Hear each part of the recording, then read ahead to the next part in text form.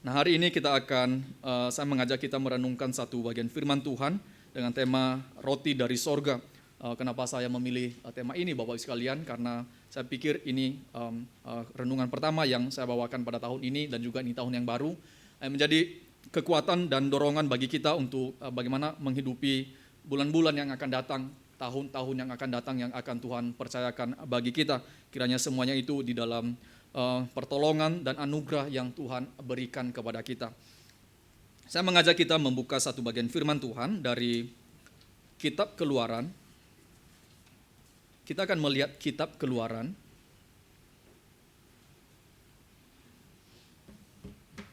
Kitab Keluaran pasal yang ke-16. Saya kira ini satu bagian Alkitab yang Bapak Ibu juga cukup familiar ya dengan tema ini, mengenai mana roti yang Tuhan berikan kepada orang-orang Israel di dalam ketika mereka berjalan menuju tanah Kanaan. Saya akan membacakan dari ayat pertama, kita akan membaca dari ayat pertama sampai ayat 35. Saya akan membacakan bagi kita, Bapak sekalian, ini satu perikop yang cukup panjang. Saya harap Bapak Ibu boleh mengikutinya di dalam Alkitab kita masing-masing. Keluaran pasal 16 ayat pertama sampai 35. Demikian firman Tuhan.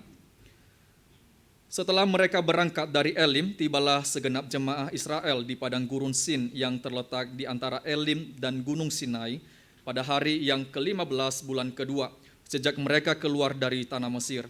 Di padang gurun itu bersungut-sungutlah segenap jemaah Israel kepada Musa dan Harun dan berkata kepada mereka, kalau kami mati tadinya di tanah Mesir oleh tangan Tuhan ketika kami duduk menghadapi kuala berisi daging dan makan roti sampai kenyang.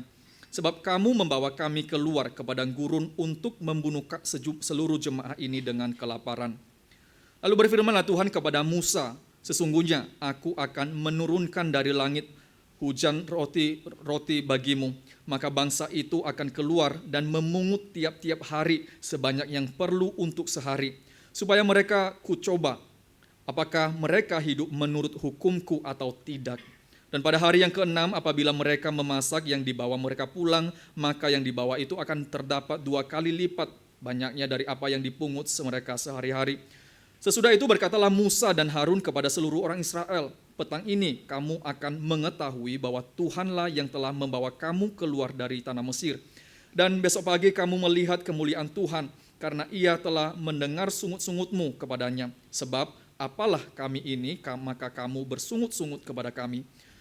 Lagi kata Musa, jika memang Tuhan yang memberi kamu makan daging dan waktu petang dan makan roti sampai kenyang pada waktu pagi, karena Tuhan telah mendengar sungut-sungutmu yang kamu sungut-sungutkan kepadanya, apalah kami ini, bukan kepada kami bersungut-sungutmu itu, tetapi kepada Tuhan. Kata Musa kepada Harun, katakanlah kepada segenap jemaah Israel, marilah dekat ke hadapan Tuhan, sebab ia telah mendengar sungut-sungutmu. Dan sedang Harun berbicara kepada segenap jemaah Israel, mereka memalingkan mukanya ke arah padang gurun, maka tampaklah kemuliaan Tuhan dalam awan. Lalu berfirmanlah Tuhan kepada Musa, aku telah mendengar sungut-sungut orang Israel, katakanlah kepada mereka, pada waktu senja kamu akan makan daging, dan pada waktu pagi kamu akan kenyang makan roti, maka kamu akan mengetahui bahwa akulah Tuhan Allahmu. Pada waktu petang datanglah berduyun-duyun burung puyuh yang menutupi perkemahan itu, dan pada waktu pagi terletak embun sekeliling perkemahan itu.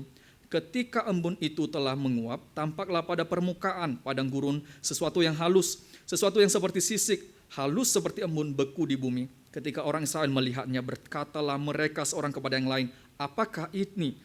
Sebab mereka tidak tahu apa itu, tetapi Musa berkata kepada mereka, inilah roti yang diberikan Tuhan kepadamu menjadi makananmu. Beginilah perintah Tuhan, pungutlah itu, tiap-tiap orang memungut keperluannya. Masing-masing kamu boleh mengambil untuk seisi kemahnya, segomer seorang menurut jumlah jiwa. Demikianlah diperbuat orang Israel, mereka mengumpulkan, dan ada yang banyak, ada yang sedikit. Ketika mereka menakarnya dengan gomer, maka orang yang mengumpulkan banyak tidak kelebihan, dan orang yang mengumpulkan sedikit tidak kekurangan. Tiap-tiap orang mengumpulkan menurut keperluannya. Musa berkata kepada mereka, seorang pun tidak boleh meninggalkan daripadanya sampai pagi. Tetapi ada yang tidak mendengarkan Musa. dan meninggalkan daripadanya sampai pagi, lalu berulat dan berbau busuk, maka Musa menjadi marah kepada mereka. Setiap pagi mereka memungutnya, tiap-tiap orang menurut keperluannya, tetapi ketika matahari panas, cairlah itu. Dan pada hari yang ke-6, mereka memungut roti itu 2 kali lipat banyaknya, 2 gomer untuk tiap-tiap orang, dan datanglah semua pemimpin jemaah memberitahukannya kepada Musa. Lalu berkatalah Musa kepada mereka, inilah yang dimaksudkan Tuhan, besok adalah hari perhentian penuh, Sabat yang kudus bagi Tuhan, maka roti yang perlu kamu bakar, bakarlah, dan apa yang perlu kamu masak, masaklah, dan segala kelebihannya biarlah di tempatnya untuk disimpan sampai pagi. Mereka membiarkannya di tempatnya sampai keesokan harinya, seperti yang diperintahkan Musa, lalu tidaklah berbau busuk dan tidak ada ulat di dalamnya. Selanjutnya kata Musa, makanlah itu pada hari ini, sebab hari ini adalah Sabat untuk Tuhan. Pada hari ini tidaklah kamu mendapatkannya di padang. 6 hari lamanya kamu memungutnya, tetapi pada hari yang ke-7 ada Sabat.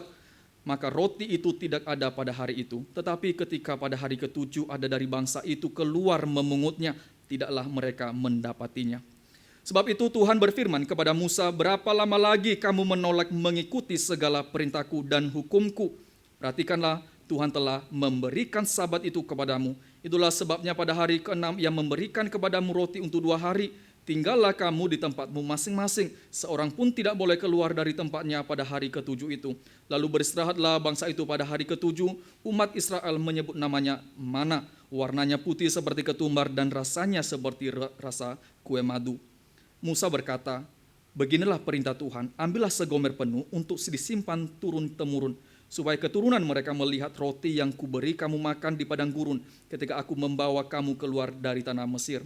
Sebab itu Musa berkata kepada Harun, ambillah sebuah buli-buli, taruhlah mana di dalamnya segomer penuh, dan tempatkanlah itu di hadapan Tuhan untuk disimpan turun-temurun, seperti yang diperintahkan Tuhan kepada Musa. Demikianlah buli-buli itu ditempatkan Harun di hadapan tabut hukum Allah untuk disimpan. Orang Israel makan mana 40 tahun lamanya sampai mereka tiba di tanah yang didiami orang. Mereka makan mana sampai tiba di perbatasan tanah Kanaan. Mari kita berdoa. Bapa di sorga, kami bersyukur, berterima kasih jikalau Tuhan yang begitu agung, begitu mulia, yang rela mencari kami orang berdosa ini, juga berkenan memberkati kami hari demi hari. Dan pada hari ini ketika Tuhan boleh membawa kami ke tempat ini, untuk kami boleh memiliki kesempatan bersama-sama dengan orang-orang percaya lainnya, boleh memuji-muji Tuhan, boleh mengagungkan Tuhan pada hari ini. Dan juga kami telah membaca firman-Mu, Tuhan telah memberikan firman kepada kami, Tuhan telah memberikan firman-Mu di dalam bahasa kami sendiri yang kami boleh baca, kami renungkan, dan kami rindu ya Tuhan, Engkau yang boleh berkenan memberkati setiap kami pada pagi hari ini. Biarlah apa yang boleh kami baca bukan hanya menjadi satu pengetahuan cerita belaka bagi kami, tapi sesuatu yang hidup di dalam kehidupan kami, sesuatu yang boleh mendorong kami, sesuatu yang boleh menegur kami, dan mendorong kami bagaimana hidup di tengah-tengah dunia ini.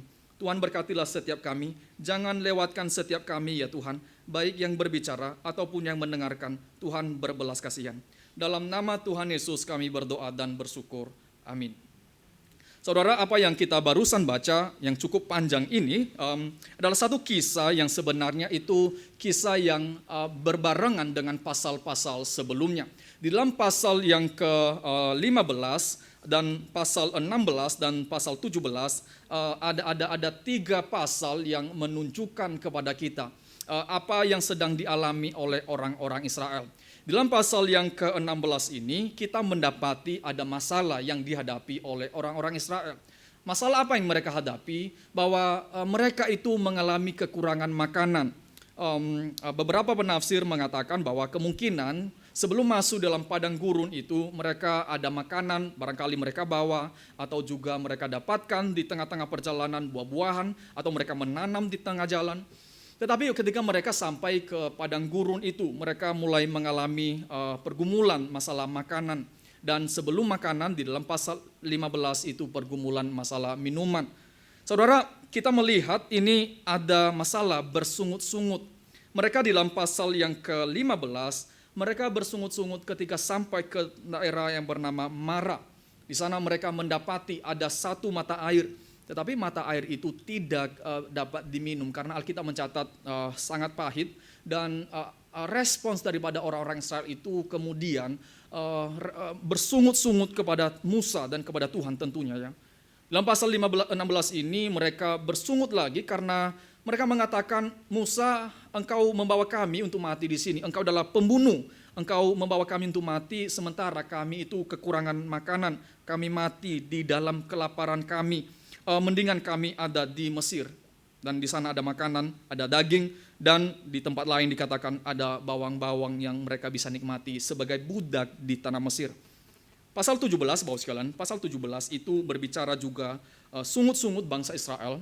Ketika mereka sampai di daerah yang bernama Masa dan di Meriba, mereka juga tidak mendapatkan air di sana. Sehingga Tuhan menyuruh Musa untuk memukul batu. Kita melihat tiga pasal ini yang menunjukkan kepada kita itu sesuatu yang dibutuhkan oleh manusia, air dan makanan gitu ya. Air ya sangat diperlukan oleh tubuh manusia dan makanan sangat diperlukan. Dan respons daripada orang-orang Israel itu adalah bersungut-sungut kepada Tuhan dan menganggap Musa yang memimpin mereka adalah mencelakakan mereka dan membunuh mereka di padang gurun ini. Tetapi Bapak Ibu, ini kita melihat ya, tiga kisah ini mereka bersungut-sungut.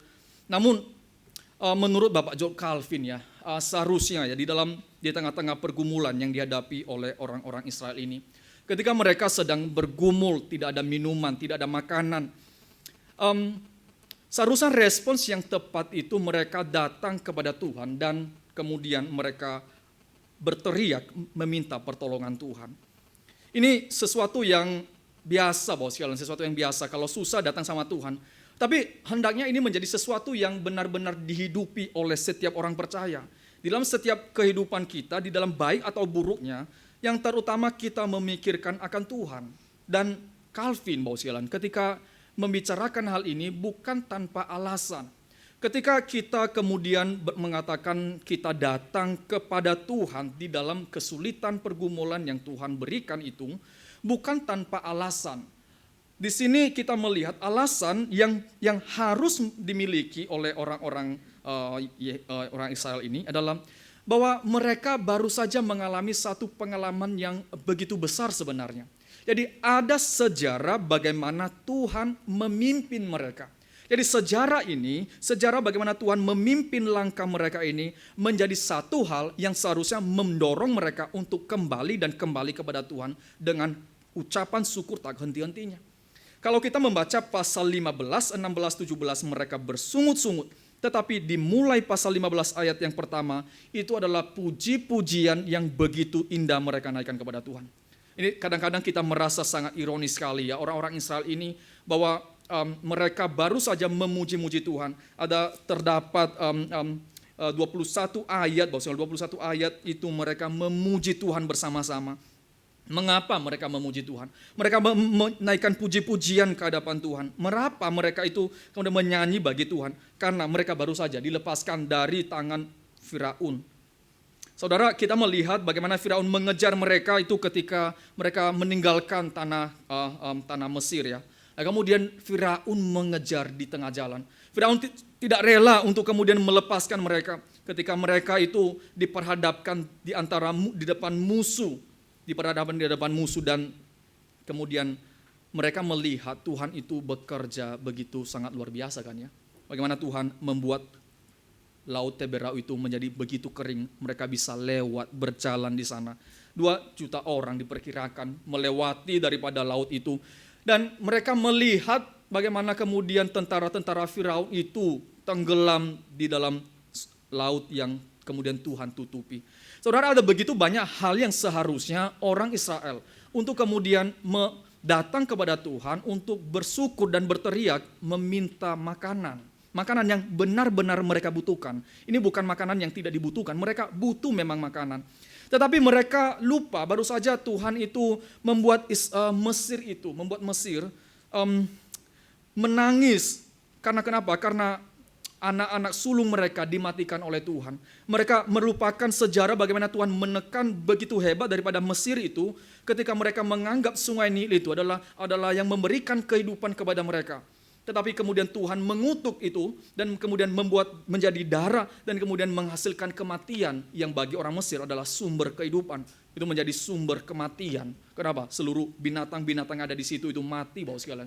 Kita melihat bagaimana kisah-kisah ini, kemudian orang Israel begitu cepat melupakan. Begitu cepat melupakan. Dari puji-pujian mereka, Bapak sekalian, dari puji-pujian mereka, ke kisah di Mara itu hanya sekitar 3 hari, Bapak sekalian. Dan di dalam pasal 16 ini dikatakan hari ke-15, itu tidak terlalu jauh, Bapak sekalian. Tidak terlalu jauh bahwa mereka baru saja melihat betapa tangan Tuhan itu menekan musuh mereka. Dan sementara mereka melihat terbayang-bayang di depan mereka ada kisah itu begitu agung. Di sisi yang lain mereka mengatakan, wah mendingan kami di Mesir. Di Mesir itu yang kami budak sih, tapi kami dapat makanan. Ini satu ironis sekali, Bapak sekalian. Satu ironis sekali karena mereka lebih melihat, lebih menekankan, mementingkan daripada perut mereka dibandingkan mementingkan akan Tuhan di sini. Di sini kita melihat ya, Calvin mengatakan harusnya respons daripada orang Israel itu adalah datang kepada Tuhan, meminta pertolongan kepada Tuhan. Meminta pertolongan kepada Tuhan pada masa-masa yang sulit ini. Tetapi Israel tidak melakukan itu. Kita mengatakan ironis sekali orang Israel ini baru saja melihat mukjizat yang begitu besar. Tapi saudara, ini bukan cerita Israel, ini cerita saudara dan saya kan ya. Ini cerita kita bersama karena kita melihat mukjizat-mukjizat yang begitu besar dalam hidup kita. Tapi kadang-kadang kita bisa di dalam keluhan kepada Tuhan dan datang bukan dengan sikap hati mau meminta pertolongan kepada Tuhan, mendumel kepada Tuhan. Ya kita orang percaya, Bapak sekalian. Ini cerita kita, bukan cerita orang Israel. Dan itu sangat mengagetkan sekali karena mereka begitu cepat melupakan daripada karya Tuhan yang begitu besar. Mereka waktu bersungut-sungut ini apa yang terjadi sih? Mereka itu tidak terlalu percaya sama Tuhan sebenarnya. Mereka nggak percaya sama Tuhan. Kenapa? Karena kalau mereka lihat sejarah bagaimana Tuhan melepaskan mereka, mereka seharusnya cepat-cepat datang kepada Tuhan dan berdoa minta pertolongan. Satu kisah di dalam Alkitab, Bapak sekalian, ketika Nabi Tuhan datang kepada Raja Israel, kepada Raja Yehuda ya, untuk berdoa, mintalah kepada Tuhan apa yang engkau perlukan. Tetapi dia mengatakan, aku tidak mau membuat Tuhan itu susah. Bukan karena dia nggak percaya Tuhan, Bapak sekalian. Bukan karena dia percaya Tuhan, tapi dia nggak terlalu percaya Tuhan dalam pergumulan ini. Dia mengirim surat kepada Mesir yang adalah musuh yang sangat negatif di dalam Alkitab Mesir itu. Tetapi dia mengirim surat untuk meminta pertolongan tentara. Jadi Raja Yehuda itu dikatakan sama Tuhan, kamu minta apa saja minta dari Tuhan. Dia mengatakan, enggak lah saya nggak menyusahkan Tuhan. Tapi di sisi lain dia mengatakan, dia meminta pertolongan manusia. Kenapa? Karena nggak terlalu percaya sebenarnya. Di depan musuh itu begitu hebat. Tetapi bagaimana Tuhan bisa melepaskan kami? Yang bisa melepaskan kami siapa? Ya tentara lah, tentara siapa? Ya Mesir itulah, Mesir itu perlu datang menolong kami. Saudara, di tengah-tengah pergumulan yang Tuhan percayakan, harusnya pertama-tama kalau kita melihat sejarah, bagaimana Tuhan itu melepaskan kita dari perbudakan. Orang Israel dari perbudakan Mesir dan kita dari perbudakan dosa. Kita datang terlebih dahulu untuk meminta pertolongan Tuhan. Di sini John Calvin ya mengatakan, mereka melihat untuk seharusnya datang, pertama-tama datang kepada Tuhan. Tetapi Israel itu tidak datang. Hal ini menunjukkan apa, Bapak sekalian? Hal ini menunjukkan kepada kita ya, siapa orang Israel itu sebenarnya. Orang Israel itu siapa, itu bukan diuji ketika mereka berada dalam keadaan baik. Orang Israel itu bukan dinyatakan siapa mereka itu waktu nggak ada pergumulan.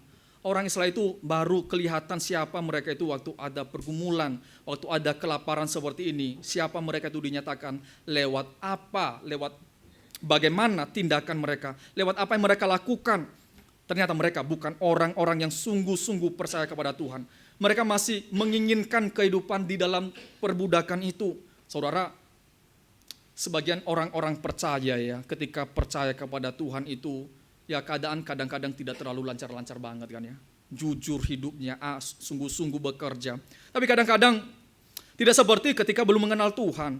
Gimana dong? Ini kadang-kadang kita masih teriang-iang gimana? Kalau lebih mendingan saya di dalam kehidupan seperti sebelumnya, nggak ada pergumulan, nggak ada kesulitan.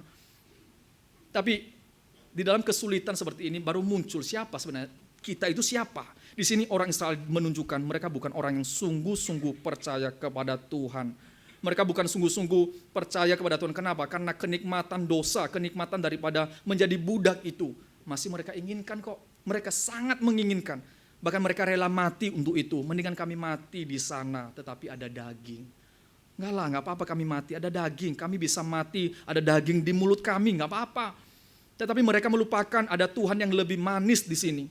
Ada Tuhan yang lebih indah yang sedang bekerja kepada mereka. Mereka tidak berespons dengan baik. Karena kenapa? Karena di dalam diri mereka sebenarnya bukan orang-orang yang sungguh-sungguh percaya pada Tuhan. Saudara, kita bisa melihat diri kita ya, menguji diri kita. Bukan ketika kita di dalam keadaan baik. Di dalam keadaan baik, saudara dan saya begitu antusias boleh memuji Tuhan. Tetapi dalam pergumulan yang kita lewati, di situ kita baru ketahuan. Bagaimana siapa kita di hadapan Tuhan sebenarnya. Apakah kita menerimanya di dalam satu sikap hati berdoa meminta pertolongan Tuhan. Atau dalam satu sikap hati yang dingin kepada Tuhan. Saudara, kita teruji, benar-benar teruji ketika ada pergumulan yang Tuhan berikan kepada kita. Kita waktu keadaan baik itu sangat-sangat mudah sekali memuji Tuhan. Tapi keadaan susah gimana? Keadaan sulit bagaimana? Apakah kita bisa memuji Tuhan seperti sebelumnya? Ini menjadi satu hal yang kita bisa pakai untuk boleh menguji diri kita. Di sini kalau kita kembali melihat sejarah bagaimana Tuhan memimpin daripada orang Israel, seharusnya mereka datang meminta pertolongan Tuhan. Kalau Tuhan saja bisa membuka laut Tebelau itu dan mereka bisa lewat, apalah masalah makanan, minuman. Tetapi mereka tidak terlalu peduli akan kebesaran Tuhan. Mereka tidak terlalu peduli bagaimana cara kerja Tuhan yang mereka perlu hari ini. Pokoknya perut saya terisi. Maka saudara dan saya boleh terkaget-kaget melihat respons daripada orang Israel. Tetapi saya mau bilang begini, Bos, yang lebih mengagetkan adalah respons Tuhan kepada orang Israel. Saudara dan saya ketemu orang itu begitu keras kepala, misalkan kalau kita mengatakan, saudara punya bawaan keras kepala, mau ditegur nggak bisa, diajarin nggak bisa, saudara bisa kesel kan ya? Sangat mudah sekali kita bisa kesel. Ini orang nggak bisa, nggak ngerti-ngerti juga ya. Tapi saudara, Tuhan itu tidak datang menyentil mereka. Kamu nggak tahu, ini barusan saja air saya jadikan air yang manis loh. Air yang pahit itu hanya dengan kayu itu dilempar dan bisa menjadi sumber air yang manis. Kamu kok nggak percaya banget sih? Saudara, kita terkaget waktu Tuhan mengatakan kepada Musa dalam ayat keempat ya. Tuhan mengatakan kepada Musa, sesungguhnya aku akan menurunkan dari langit hujan roti bagimu. Saudara, bukankah kita perlu terkaget di dalam hal ini? Tuhan bekerja itu meresponi dengan tidak masuk akal bagi kita. Seharusnya dia memarahi orang-orang ini. Kamu gak lihat begitu banyak berkat yang saya barusan lakukan kepadamu. Tetapi Tuhan di dalam kesabarannya itu berjanji memberkati daripada orang Israel. Berjanji memberkati mereka. Memberikan kepenuhan di dalam makanan dan minuman mereka. Ya, memang nggak dibicara minuman di sini, khususnya masalah makanan, Bapak sekalian. Tetapi Tuhan memberikan makanan kepada mereka, hal yang sangat esensial sebagai manusia. Makanan begitu sangat diperlukan. Tuhan berjanji, aku akan memberikan kepada mereka. Aku akan menurunkan, bukan hanya menurunkan sedikit, Bapak sekalian, hujan roti bagimu. Dan dikatakan kepada kita dalam ayat ke-35, itu terjadi selama 40 tahun, selama mereka ada di padang gurun, Bapak sekalian. Itu satu janji yang Tuhan berikan kepada Israel di tengah-tengah apa? Di tengah-tengah keadaan mereka yang keras hatinya, yang degil hatinya, yang mana mereka tidak terlalu percaya kepada Tuhan, tetapi Tuhan itu menyatakan apa? Menyatakan betapa Dia setia kepada mereka. Bukan karena Israel, Bapak sekalian, bukan karena mereka, tapi karena Tuhan yang janji. Karena orang-orang ini yang mengatakan kepada Musa, engkau membawa kami keluar dari tanah Mesir untuk mati di padang gurun ini. Kamu adalah pembunuh, Musa. Kamu membunuh kami. Dan mereka juga mengatakan hal yang sama kepada Tuhan sebenarnya kan. Mereka tidak akan masuk dalam tanah perjanjian. Mereka dimatikan Tuhan di dalam padang gurun. Mereka memang mengatakan engkau membawa kami untuk mati. Dan memang benar-benar mereka akan mati di sana. Saudara, mereka itu hanya mementingkan daripada perut mereka. Tetapi mereka tidak mementingkan apa? Mementingkan Tuhan. Itu sebabnya Tuhan tetap kasih berkat jasmani kepada mereka. Tuhan waktu kasih janji ini, Tuhan kasih janji memberikan makanan, memberikan daging kepada mereka. Tuhan mengatakan, aku mau mencoba mereka. Di sini hal yang yang jarang barangkali kita pikirkan, renungkan, bahwa Tuhan itu memberikan berkat yang bersifat jasmani ini, bukan hanya sekedar memberikan pada dirinya sendiri untuk kita nikmati, Bapak sekalian. Tapi di sini Tuhan memberikan, memenuhi kebutuhan jasmani ini untuk menjadi satu alat yang dipakai Tuhan untuk boleh mencobai, menguji kita. Dan di sini Tuhan mengatakan, aku mau menguji mereka, apakah mereka itu setia dan taat kepadaku. Kenyataannya, Bapak sekalian, kenyataannya itu orang Israel itu nantinya tidak terlalu setia, kan ya, tidak terlalu taat kepada Tuhan. Karena ketika Tuhan mengatakan ambil secukupnya, mereka ambil banyak. Waktu Tuhan mengatakan jangan sisakan, mereka menyisakan. Waktu Tuhan mengatakan jangan keluar pada hari ke-7, jangan cari, kan nggak ada. Dan mereka juga tetap mencari. Mereka mencari karena kenapa, Bapak sekalian? Karena mereka melihat roti itu lebih indah, lebih sweet daripada apa? Daripada Tuhan sendiri yang memberikan berkat. Nah, ujian yang pertama yang kita bisa lihat, ujian dalam sepengertian apa, Bapak sekalian? Nah, di sini dikatakan memang untuk menguji hati mereka, apakah mereka setia kepada Tuhan. Ini untuk mengantisipasi, nanti pasal 20 akan ada hukum Tuhan. Antisipasinya sudah ada di sini, termasuk hukum Sabat, Bapak sekalian. Tetapi di dalam kitab Ulangan menolong kita. Kitab Ulangan menolong kita apa, Bapak sekalian? Menolong kita untuk mengerti apa yang dicobai oleh Tuhan kepada mereka. Di sana dituliskan kepada kita di dalam kitab Ulangan bahwa Tuhan mencobai mereka untuk merendahkan hati daripada orang-orang Israel ini, supaya mereka menyadari bahwa manusia itu tidak hidup dari roti saja, tetapi dari firman Tuhan. Jadi Tuhan mencobai mereka, yang pertama adalah supaya mereka mengetahui bahwa manusia itu bukan hidup dari roti, tetapi hidup karena ada Tuhan yang memelihara. Karena ada Tuhan yang memberikan firman, karena ada Tuhan yang memberikan roti. Bukan karena ada roti itu sendiri, tapi karena ada Tuhan yang dari awal itu telah melepaskan mereka dari perbudakan Mesir. Yang dari awal telah berkarya membawa mereka keluar dari perbudakan. Karena ada Tuhan dan itu lebih penting daripada roti yang mereka miliki. Saudara, barangkali kita mengatakan, kita butuh roti loh. Kita butuh roti, saya butuh, Bapak Ibu mungkin belum makan roti, nanti bisa beli habis ini. Kita barangkali mengatakan, saya butuh makanan dan segala macam lah. Iya betul, tetapi Tuhan mengatakan di sini, lebih penting ada Tuhan daripada roti yang dikasih itu. Karena kehadiran Tuhan akan menyatakan pemeliharaannya. Itu sebabnya Tuhan mengatakan, ambil secukupnya saja. Ambil secukupnya, jangan banyak-banyak. Kenapa? Karena bukan roti ini yang penting. Yang penting adalah ada Tuhan yang setiap hari memelihara, setiap hari ada memberikan daging dan makanan bagi kamu. Itu yang begitu penting yang ingin Tuhan berikan kepada Israel. Tuhan menguji mereka. Melalui makanan, melalui berkat jasmani ini. Tuhan menguji mereka apakah hati mereka ada pada berkat itu atau kepada Tuhan. Saudara tidak terlepas dalam hal ini. Saudara dan saya bisa juga masuk dalam pencobaan ini. Saudara kasih berkat, Tuhan kasih berkat kepada saudara dan saya ya. Itu tidak berhenti pada berkat itu. Tetapi harus sampai kepada kenikmatan ada Tuhan yang memelihara. Barangkali kita sulit ya kalau kita begitu berlimpah. Nah kita agak sulit melihat hal ini. Tetapi sebenarnya tidak, Bapak. Setiap kali kita makan pun, setiap kali kita minum, kita bisa melihat dan bersyukur ada Tuhan yang memberikan makanan gitu ya. Ada kopi yang saudara bisa minum, ada Tuhan yang menciptakan kopi, yang menciptakan pohon yang kita kemudian memberikan pengertian untuk boleh mengolahnya dengan baik. Saudara, kita melihat ya ada satu lagu yang kita nyanyikan tadi. Lagu ini lagu nomor 2 ya.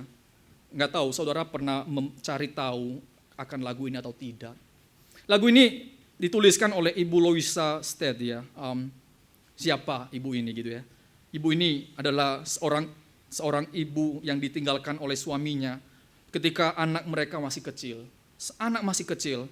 Nah suatu hari ketika mereka memutuskan untuk boleh bertamasya bersama di pantai dalam menikmati satu persekutuan dengan keluarga yang begitu kecil ya, satu anak dan suami istri membawa anaknya bersama-sama bersuka cita bersama. Di tengah mereka lagi makan dan minum ya di pantai, dan mereka bersenda gurau barangkali sebagai keluarga. Kemudian suaminya itu mendengarkan ada seorang anak laki-laki yang berteriak minta tolong. Minta tolong kenapa? Karena ya pantai, mereka berenang dan ada kejadian hampir tenggelam begitu ya. Saudara, di tengah-tengah aksi itu kemudian secara spontan ya, seorang spontan suaminya itu menyebur dan kemudian apa? Dia mencoba menyelamatkan anak laki-laki itu. Tetapi kemudian yang terjadi bukan menyelamatkan, tetapi dua-duanya ikut tenggelam, Bapak sekalian. Saudara bisa perhatikan ya, istrinya Loisa itu lihat di pinggir pantai, anaknya masih kecil, dan melihat suami yang baik hati itu yang menolong, tetapi di bawah ombak juga tenggelam dan meninggal. Dia nggak ada kerjaan, Bapak sekalian. Dia nggak ada kerjaan tetap, dia bergantung penuh kepada suaminya. Dan kemudian anak masih kecil. Itu perjalanan hidup yang mereka lewati ya tidak terlalu gampang. Tidak gampang, Bapak sekalian. Kita bisa, saudara boleh mencari tahu ya nanti ceritanya bagaimana pergumulan hari demi hari itu berkenaan dengan apa? Ya di sini bicara roti, Bapak sekalian. Roti setiap hari. Hari-hari mereka membutuhkan roti, mereka perlu makan, tetapi lama-kelamaan itu tabungan habis, Bapak sekalian. Dan itu mereka benar-benar mengalami pergumulan. Tetapi di tengah-tengah pergumulan itu, Ibu Loisa itu datang, berdoa, minta, berteriak kepada Tuhan. Karena suaminya nggak ada. Dia berteriak kepada siapa? Berteriak kepada Tuhan. Dan Tuhan menolong mereka dalam cara-cara yang tidak terlalu mereka mengerti sebenarnya. Bagaimana kemudian di depan pintu itu ada roti pagi-pagi. Dan mereka nggak tahu juga siapa yang kasih. Kemudian bagaimana pemeliharaan Tuhan hari demi hari itu begitu jelas di dalam kehidupan mereka, begitu menikmati, dan sampai Ibu Loisa menuliskan, "It is so sweet to trust in Jesus." Saudara, di tengah-tengah pergumulan itu, Ibu Loisa ini boleh mengatakan betapa indahnya, sungguh sangat indah, ada Tuhan. Bukan karena ada berkat, nggak ada berkat di sini. Ini benar-benar pergumulan. Roti itu pengharapan tiap hari, bukan ada di kulkas, nggak ada. Dan ibu ini mengatakan itu begitu indah ada Tuhan, dan saya bisa percaya kepada Tuhan ini karena kenapa? Bukan karena saya sih, tapi karena Tuhan yang saya percaya ini adalah Tuhan yang setia. Di dalam ayat ketiga yang saya baca, aku percaya pada Yesus yang menebus dosaku, sumber hidup sukacita, tempat damai sentosa. Ada sukacita nggak di tengah-tengah kelaparan? Nggak, kayak sulit bosnya, agak sulit untuk mendapatkan sukacita. Tetapi Ibu Loisa yang mengatakan ada Tuhan dan itu cukup bagiku, itu sangat sweet. Itu begitu manis memiliki Tuhan karena Dia setia memelihara saya. Saudara, di tengah-tengah narasi ini Tuhan menginginkan orang Israel memiliki Tuhan lebih daripada berkat. Tuhan menginginkan Israel merasakan betapa indahnya memiliki Tuhan daripada roti ini. Karena kenapa? Karena ada Tuhan, roti pasti dikasih Tuhan. Setiap hari cukup bagi mereka. Setiap hari cukup bagi mereka. Tuhan mencoba menguji mereka. Apakah hati mereka ada pada berkat atau ada pada Tuhan yang memberkati, memelihara hidup mereka. Itu tes yang pertama. Kenapa Tuhan mengatakan aku memberikan makanan kepada mereka untuk menguji mereka, mencoba mereka. Apakah mereka melihat kepadaku lebih indah daripada roti-roti yang ada itu. Orang-orang Israel itu lebih melihat lebih indah roti itu daripada Tuhan. Itu satu ironis sekali ya. Mereka melihat roti itu lebih penting daripada Tuhan. Itu sebabnya mereka terus mencari pada hari ke-7. Itu sebabnya mereka melebihi, itu sebabnya mereka menyimpan. Padahal Tuhan mengatakan tiap pagi ada kok, tiap pagi kamu keluar. Dan mereka tidak terlalu percaya. Mereka lebih bergantung kepada roti ini. Saudara, ini satu hal yang kita bisa pelajari di sini ya. Tuhan menginginkan saudara dan saya untuk boleh melihat betapa indahnya memiliki Tuhan lebih daripada yang lain. Saudara yang bergumul hari demi hari ya. Yang bergumul, saya bukan mengatakan bergumul karena padanya pergumulan ya, tetapi bergumul menjadi orang Kristen hari demi hari. Saudara baru tahu ya, itu benar-benar membutuhkan Tuhan hari demi hari. Kita melihat di sini ya, kita bersyukur bahwa Tuhan itu boleh memelihara kita hari demi hari, itu anugerahnya. Dan Tuhan mau Israel itu mengalami itu. Tuhan mau Israel mengalami anugerah Tuhan hari demi hari. Itu sebabnya ambil sedikit saja, ambil cukup saja. Karena ada Tuhan. Saudara bisa melihat sweetnya Tuhan di sini atau tidak. Di dalam kehidupan kita. Saya nggak tahu seberapa besar itu kita mengikut Tuhan dan kita mengatakan betapa indahnya, betapa sweetnya itu. Saya punya Tuhan lebih daripada punya segalanya. Hati-hati Bapak sekalian, orang-orang dunia lebih melihat kepada berkat Tuhan daripada Tuhan sendiri. Itu yang pertama. Hal yang kedua kita bisa melihat di sini bahwa ketika Tuhan mengatakan aku mencobai mereka, maka selain daripada Tuhan menginginkan mereka bahwa supaya mereka menikmati Tuhan lebih daripada yang lain, juga supaya mereka memiliki pengenalan akan Tuhan. Pengenalan akan Tuhan. Di sini di dalam ayat ke-12 misalkan, saya membaca, maka kamu akan mengetahui bahwa akulah Tuhan Allahmu. Saudara, Tuhan itu sangat ingin umatnya itu mengetahui bahwa ada Tuhan. Dan bukan hanya Tuhan yang ada di kepala mereka, tetapi Tuhan yang di dalam sejarah yang telah berjanji kepada bapak-bapak leluhur mereka. Yang telah membebaskan mereka dari perbudakan Mesir. Yang telah membebaskan mereka dari kejaran Firaun. Yang telah membuat minuman air, sumber air di Mara itu menjadi manis. Ada Tuhan yang setia memelihara. Dan Tuhan menginginkan ada pengenalan yang indah ini dimengerti, dimiliki, dan dihidupi oleh orang-orang Israel. Tuhan menginginkan mereka memiliki Tuhan dan mengenal Tuhan yang sedang memimpin mereka itu. Itu sampai Tuhan berkali-kali mengatakan di sini, engkau akan tahu bahwa akulah Tuhan Allahmu. Saudara, Tuhan memberikan kepada Israel, memberikan kesempatan kepada Israel untuk boleh mengenal Dia, membukakan kepada Israel akan dirinya kepada mereka. Supaya apa? Supaya mereka bisa tetap di dalam Tuhan, mengikut Tuhan. Hal yang pertama di dalam bagian ini, kita melihat bahwa Israel itu diajak oleh Tuhan lewat kisah ini, supaya mereka melihat hidup hari demi hari itu adalah benar-benar anugerah dari Tuhan, dan sungguh-sungguh memiliki Tuhan itu lebih indah dibandingkan memiliki yang lainnya. Hal yang kedua Bapak sekalian, yang kita terkagum melihat ya, di dalam ayat ke-10, ketika Tuhan sedang berbicara dan dikatakan di sini sedang Harun berbicara kepada segenap jemaah Israel, mereka memalingkan mukanya kepada padang gurun, maka tampaklah kemuliaan Tuhan dalam awan. Tampak kemuliaan Tuhan dalam awan. Kayak gimana Bapak sekalian? Nggak dijelaskan terlalu detil bagi kita ya. Tapi narasi Alkitab mengatakan kepada kita ada kemuliaan Tuhan yang nyata di dalam awan itu. Orang Israel itu melihat kemuliaan Tuhan. Kenapa ya Tuhan harus menyatakan kemuliaannya kepada Israel? Yang tegar hatinya itu, yang lagi bersungut-sungut. Kenapa ya kenapa Tuhan harus menyatakan kemuliaannya kepada mereka? Tuhan itu begitu berbelas kasihan ya. Kasih anugerah, kasih janji, sekarang kasih memperlihatkan kemuliaan. Kemuliaan yang Musa itu sangat inginkan lihat. Kemuliaan Tuhan yang dilihat hanya oleh sebagian murid pada Yesus datang di tengah dunia.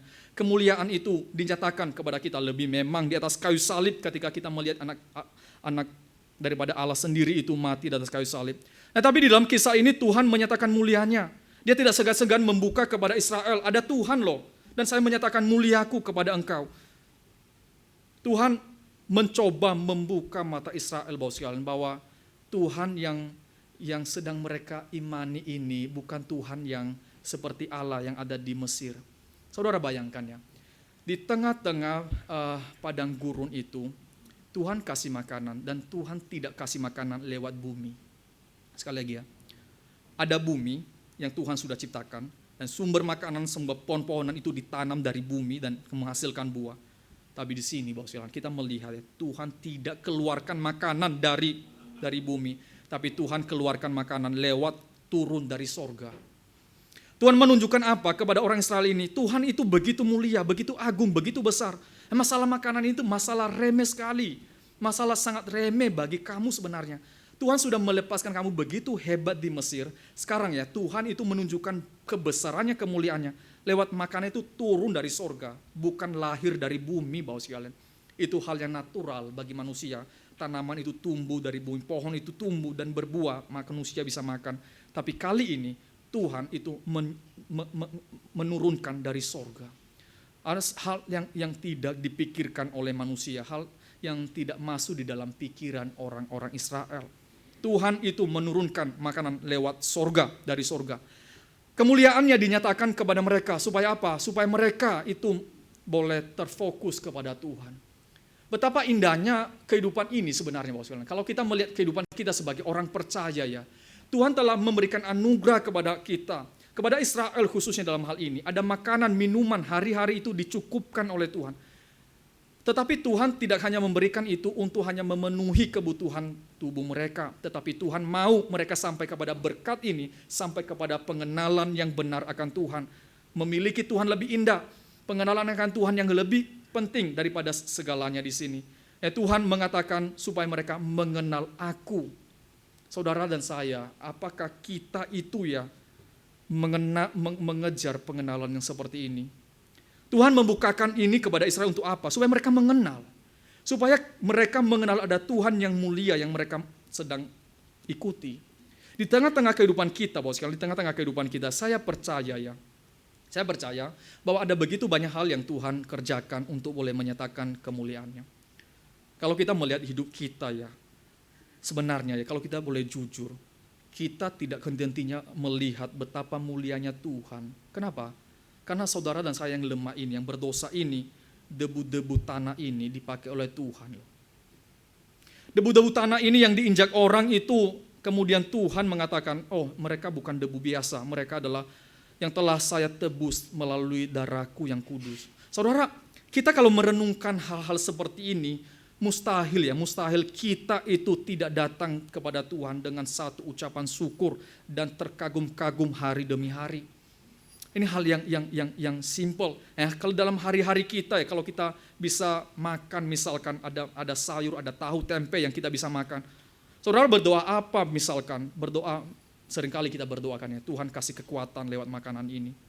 Tapi jarang kita berdoakan ya, Tuhan terima kasih saya boleh menikmati Engkau lewat makanan ini. Tuhan kasih berkat jasmani itu bukan hanya memberikan kekuatan kepada kita, tapi supaya saudara sampai kepada kenikmatan akan Tuhan. Tuhan menyatakan mulianya di sana, bagaimana seluruh alam semesta ini diberikan kepada kita untuk kita melihat kemuliaan Tuhan. Dan Tuhan sangat menginginkan kemuliaannya itu dinyatakan melalui saudara dan saya yang debu-debu tanah ini. Bukankah itu sesuatu yang membuat kita sebenarnya, hati kita begitu hangat kepada Tuhan dan bukan menjadi semakin dingin. Bukan hanya peduli Tuhan ketika kita lagi dalam keadaan sulit. Di sini Israel ketika Tuhan memberikan roti dan daging kepada mereka, Tuhan menguji hati mereka. Apakah mereka sungguh-sungguh mengikut Tuhan? Apakah sungguh-sungguh mereka itu boleh melihat Tuhan lebih penting daripada yang lain? Hati-hati Bapak Ibu yang diberikan berkat oleh Tuhan. Tuhan memberikan itu bagi kita juga menguji hati kita. Menguji hati kita apakah kita itu benar-benar lebih menikmati Tuhan daripada seluruh berkat-berkat yang ada. Kadang-kadang ini bukan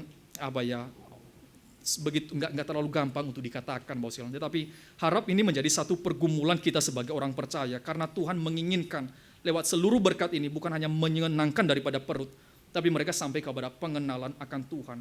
Pengenalan akan Tuhan yang mana? Di sini dalam bagian ini ada Tuhan yang mulia, yang setia kepada mereka. Saudara, kita melihat Tuhan menyatakan janjinya kepada mereka. Tuhan menyatakan pernyataan kemuliaannya kepada mereka.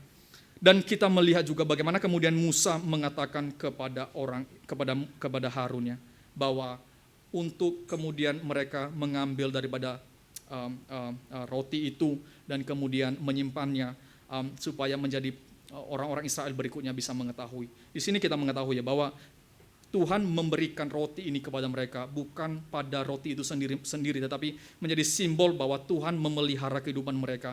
Tuhan akan memberikan kehidupan kepada mereka lewat roti ini, tapi itu bukan roti yang sejati. Roti yang sejati itu Yesus Kristus kan ya. Di dalam Yohanes pasal 6, dalam Yohanes pasal 6, ketika kita membaca di sana dalam perdebatan orang-orang Israel dan juga ya Yesus Kristus ya, ketika Yesus telah memberikan makan 5.000 orang. Dalam kisah itu Tuhan Yesus memberikan makan dan orang bersuka cita karena kenapa? Karena ada roti kan ya. Ada roti yang menyenangkan daripada perut mereka. Tapi tiba-tiba Tuhan Yesus itu meninggalkan mereka, pergi ke kota lain, daerah lain. Dan ketika mereka mengetahui bahwa Yesus ada di sana, orang-orang banyak itu datang dan mengatakan, "Lu kapan nak nyampe di sini? Kok kami nggak tahu?" Dan Tuhan mengatakan apa? "Ya Kak, saya tahu kamu mencari saya untuk apa? Kamu mencari saya karena ada roti kan ya. Kamu lebih mementingkan roti itu kan ya, bukan saya kan ya. Kamu nggak terlalu peduli saya sebenarnya. Kamu peduli karena roti itu. Dan dalam perdebatan itu, pembicaraan itu kemudian ada orang-orang Yahudi yang bertanya jawab. Dan sekali lagi mereka meminta tanda kepada Tuhan Yesus. Minta tanda apa? Meminta tanda supaya Yesus itu memberikan tanda supaya mereka mengetahui bahwa Yesus itu adalah Mesias yang dijanjikan itu. Saudara, ini ya kita melihat ya, Tuhan Yesus baru saja itu memberikan makan 5.000 orang, mereka masih meminta tanda loh. Tanda apa? Tandanya berkaitan dengan roti juga. Mereka mengatakan di dalam padang gurun itu Bapa kami Musa itu dikasih makan roti sampai 40 tahun. Tapi Yesus mengatakan apa? Dia mengatakan, bukan Musa yang kasih makan, tetapi Bapakku yang di surga yang kasih makan. Di situ kita melihat bagaimana mereka menginginkan supaya Yesus kasih tanda yang sama, supaya mereka dikasih makan.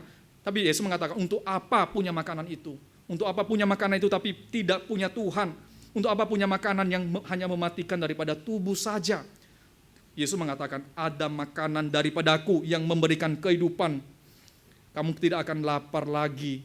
Kita melihat di sini bagaimana Tuhan Yesus itu berbicara kepada orang-orang yang hadir hari itu ya, untuk menunjukkan dirinya sebagai roti yang sesungguhnya.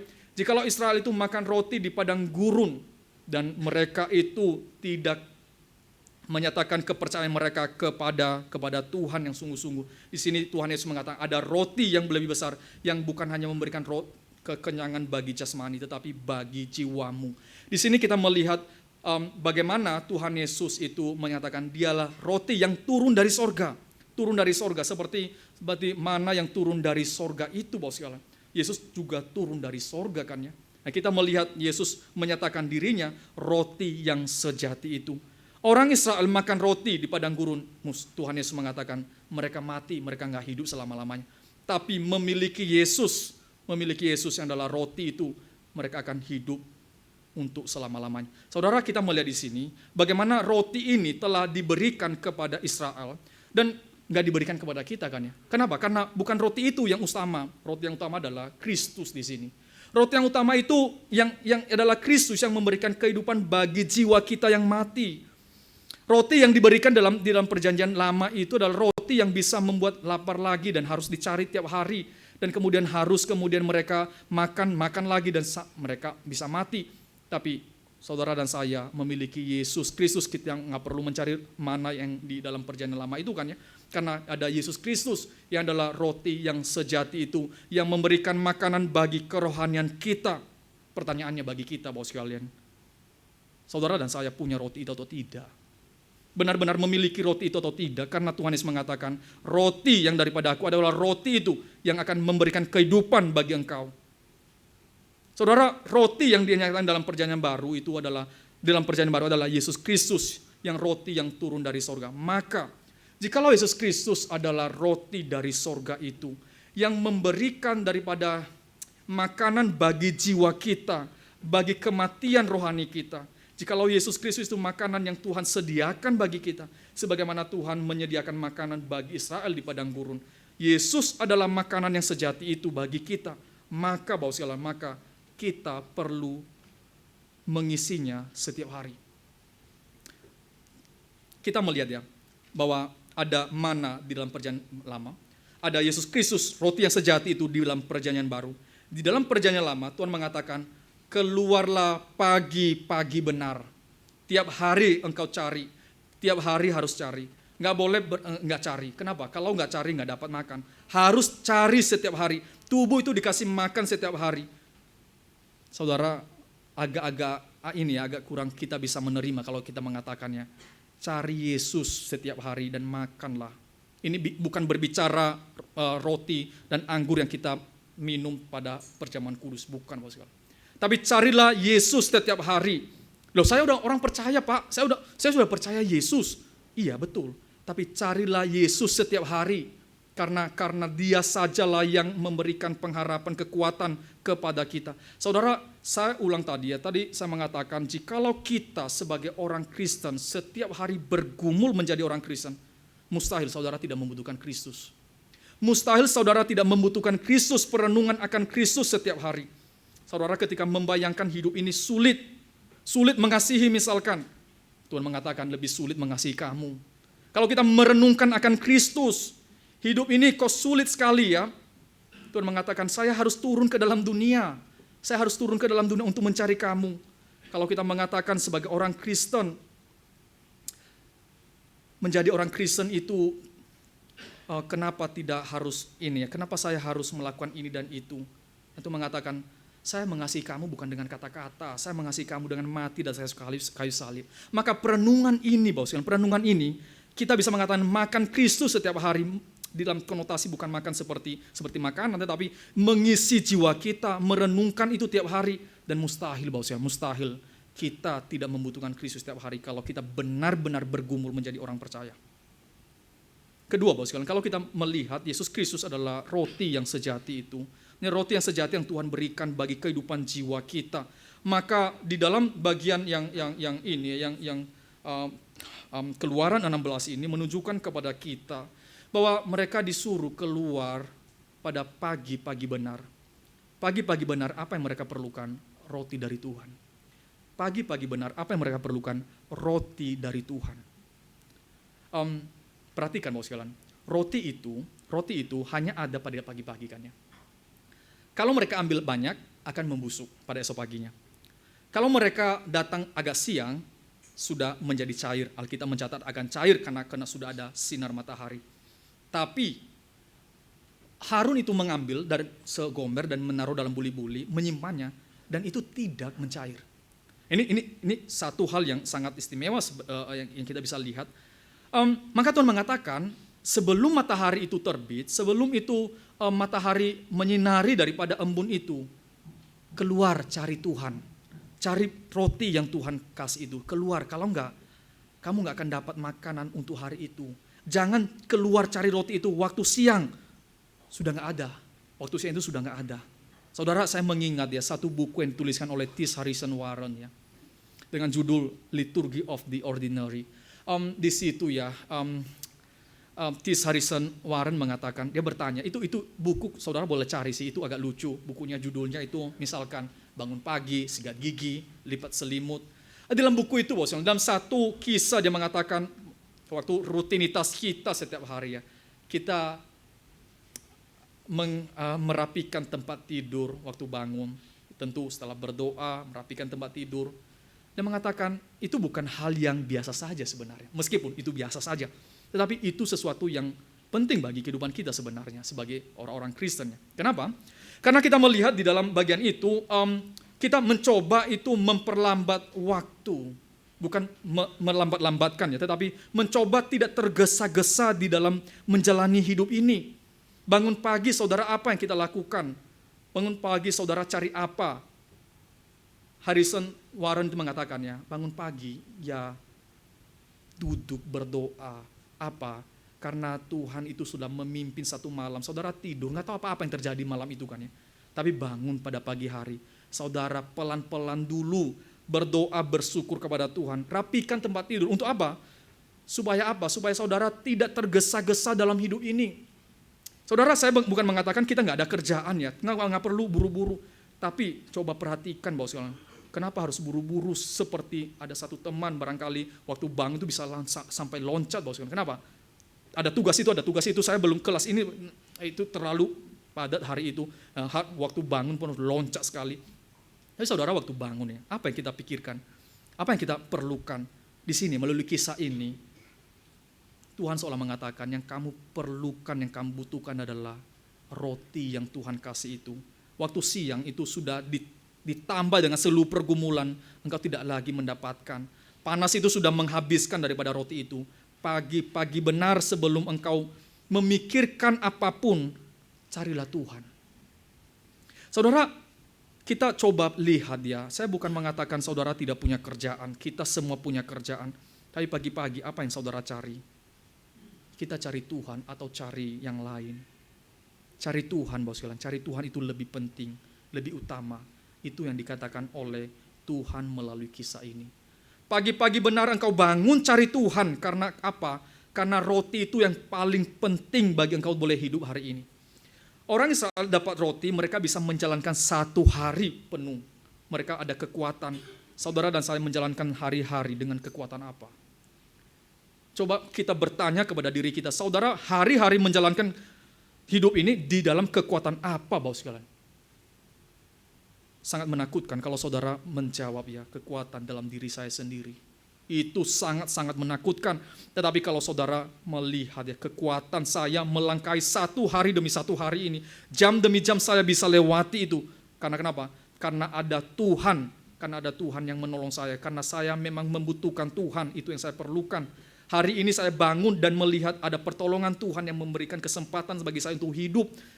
Dan Tuhan yang memegang seluruh hari ini, saya akan bekerja semaksimal mungkin. Bukan di dalam kekhawatiran. Saudara, kita melihat dan merenungkan apa kekuatan kita hari demi hari. Saudara boleh pikirkan sendiri masing-masing kekuatan saudara dari mana. Tetapi hendaklah setiap orang yang percaya kekuatannya berasal dari Tuhan. Hendaklah kekuatan kita sebagai orang percaya menjalankan hidup hari demi hari. Karena hari kita, hidup kita, jiwa kita telah dipenuhi oleh Tuhan pada waktu kita belum mengerjakan apapun. Ketiga dan terakhir Bapak sekalian, kita melihat dalam kisah ini ketika Tuhan mengatakan ada dua roti hidup yang sesungguhnya itu yang memberikan makanan bagi jiwamu, maka saudara dan saya perlu mencari setiap hari, perlu mengisinya setiap hari, sebagaimana orang Israel mencarinya keluar setiap hari. Kita melihat di sini bagaimana Tuhan menginginkan Israel itu mencari Tuhan setiap hari, menginginkan Tuhan setiap hari, bukan setiap minggu. Bukan ketika datang ke gereja setiap minggu, Bapak sekalian. Tidak, apalagi sekali setahun waktu Natal. Tidak, tapi menginginkan Tuhan, mencari Tuhan hari demi hari. Karena kenapa? Karena itu yang saudara dan saya sangat butuhkan. Yang saudara dan saya sangat butuhkan. Sehingga kita bisa mengatakan sebagaimana lagu yang dinyatakan oleh Ibu Loisa. It is so sweet to trust in Jesus. Memiliki Tuhan itu begitu indah, begitu sweet. Dan saya boleh menjalankan seluruh pergumulan ini karena ada roti hidup yang telah memenuhi saya, kekuatan saya dari Tuhan. Dan saudara dan saya boleh bersama-sama dengan Yeremia mengatakan berkat Tuhan, pertolongan Tuhan, anugerah Tuhan hari demi hari selalu baru setiap hari. Dan kapan Yeremia mengatakan itu? Yeremia itu mengatakan itu di dalam ratapannya, bukan dalam keadaan baik, bukan dalam keadaan yang berhura-hura. Tapi ketika Yeremia di dalam kitab ratapan itu, di dalam keadaan pergumulan begitu gelap, ratapan itu tidak ada jawabannya, benar-benar ratapan, gelap gulita. Dan kemudian Yeremia mengatakan, pemeliharaan Tuhan, kesetiaan Tuhan selalu baru setiap hari. Dan saudara dan saya tidak akan mengalami itu jikalau tidak mencari setiap hari, menginginkan setiap hari, dan memohon pertolongan Tuhan. Tuhan, nyatakanlah kepada saya kesetiaanmu, sehingga saya setiap hari bisa mengatakan kesetiaan Tuhan selalu baru setiap hari. Meskipun itu di tengah-tengah keadaan yang begitu sulit yang saya alami, pergumulan-pergumulan yang ada. Tapi saya punya Tuhan yang setia dan itu cukup bagi saya. Apakah itu cukup bagi saudara dan saya? Tuhan mengatakan itu cukup. Dan biarlah kita boleh belajar akan hal ini dan bergumul akan apa yang kita renungkan hari ini. Mari kita berdoa.